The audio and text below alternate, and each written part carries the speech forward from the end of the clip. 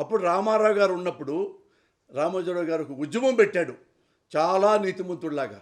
మద్యపాన నిషేధం ఉండకూడదు, లివర్లు పోతాయి, కిడ్నీలు పోతాయి, హార్ట్ పోద్ది, అన్నీ పోద్ది, ప్రాణం పోద్ది, ఎందుకు ఇది అని పెద్ద పెద్ద బిల్డప్లు ఫ్రంట్ పేజీలు చేస్తే, అమ్మో రామోజీరావుకి ఎంత ప్రజల మీద ఎంత కన్సర్న్ ఉంది, ఎంత కన్సర్న్ అని అందరూ ఎంకరేజ్ చేశారు. ఎంకరేజ్ అయితే అందరూ కంగారు పడిపోయి మద్యపాన నిషేధం విసిగించారు. రామోజీరావుకి పెద్ద పెద్ద బొమ్మలు, పెద్ద పెద్ద బొమ్మలు. నెక్స్ట్ మనోడు చంద్రబాబు నాయుడు ఒక పోడు పొడిచాడు, ఎన్టీ రామారావును చంపేశారు, ముఖ్యమంత్రి అయ్యాడు. ఎంత గొప్పగా పరిపాలిస్తాడో అంటే ఫస్ట్ మళ్ళా మద్యపానం కావాలి తీసుకురా. ఇదే రామోజీరావు, ఈ ఎదవే, ఇదే చంద్రబాబు నాయుడు మళ్ళీ మద్యపానం పెడితే అతను మెల్లిగా మద్యపానం అసలు ఉండాలే, అసలు తీసే కొద్ది ప్రాబ్లం అవుతుంది. తన చెంచా కదా, తన శిష్యుడు కదా, మనీ కదా, అదే పేపర్, అదే నోరు, అదే జర్నలిస్టు, అదే రామోజీరావు. నువ్వేమన్నా నిన్నదా అమ్మలక్కలు తిట్టావా? ఇప్పుడే మళ్ళీ ఇది వస్తే మన మీ ఇన్కమ్ కోసం, నీ ప్రేమికుడైన శిష్యుడి కోసం ఉంచి పర్లేదు అని అతను దాన్ని మెల్లిగా తగ్గించుకుంటూ తీవ్రత ఉద్యమాన్ని నాశనం చేశారు. That is Ramoji Rao. ఒకరిని నాశనం చేయాలంటే పగబడతా ఉంటాడు. చాలా చాలా అంటారు చూడు, స్లో పాయిజన్ అని చెప్పేసి. రామారావు గారు తనకి నడవలేక, ఇంకా చెప్పాలంటే పచ్చిగా వ్యవహారిక భాషలో చెప్తున్నా, ఆయన స్నానం చేయలేక, ఆయన ముడ్డి ఆయన కడుక్కోలేక, అన్నం పెట్టేవాళ్ళు లేక, పక్షవాతం వచ్చి చేతులు సరిగా పనిచేయకపోతుంటే లక్ష్మీపార్వతి గారిని పెళ్లి చేసుకున్నాడు. ఆ 70-80 ఏళ్ళ వయసులో లక్ష్మీపార్వతి గారు దేని చేసుకుంటాడు? ఆయన సెక్స్ కోసమా, కాపురం కోసమా?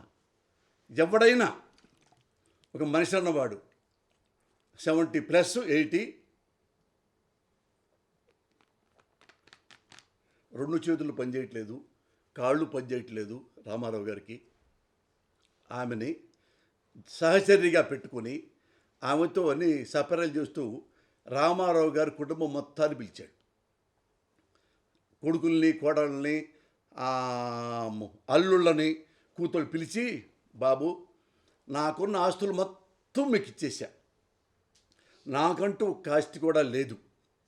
ఈమెను ఎందుకు తీసుకున్నానంటే నాకు 24 గంటలు ఒక మనిషి కావాలి, డబ్బులు ఇస్తే వస్తారు, నన్ను నమ్మేవాళ్ళు కావాలి, నన్ను ప్రేమించేవాళ్ళు కావాలి, నన్ను గౌరవించేవాళ్ళు కావాలి. మిమ్మల్ని అడగలేను, కొడుకుల్ని అడగలేను, రారా వచ్చి నాకు స్నానం చేయించరా, రామ్మా అని నీ కూతుర్ని మీరు అడగలేరు అని చెప్పి, అందుకే ఈమెను చేసుకుంటున్నాను.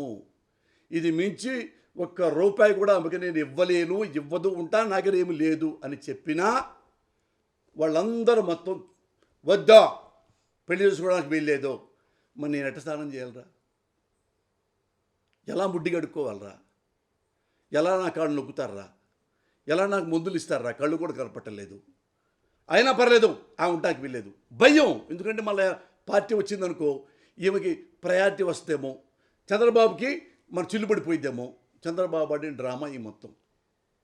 అయినా ఈ అమ్మ ఇంత బాగా చేస్తున్నా కానీ అక్కడి నుంచి ఇక రామోజీరావు పెట్టిన అసలు కోతలు అంటే సార్, ఏ ఆడదానికి కూడా యాక్చువల్గా లక్ష్మీపార్వతి గారు ఈ పాటికి ఆత్మహత్య చేసుకోవాలి. బాగా చదువుకున్న ఆడకూతురు కాబట్టి చేసుకోలేదు సంస్కారంతో. ఎవ్రీడే చూసుకోండి మీరు, ఆమె బొమ్మ వేరే రోజు లేదు.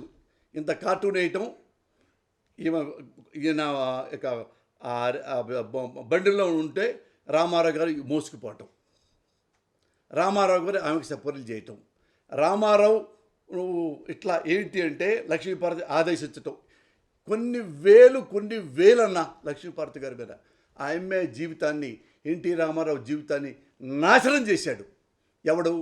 ఈ రామోజీరావు అనే పంది. ఎందుకు నేను పందితో పోస్తున్నంటే, పందికే మంచి చెడు తెలియదు. ఈయన తెలిసిన పంది. ఒక ఆడకూతుర్ని, రామారావుని జీవితాన్ని నాశనం చేశాడంటే వాడికి ఏంటి సంబంధం?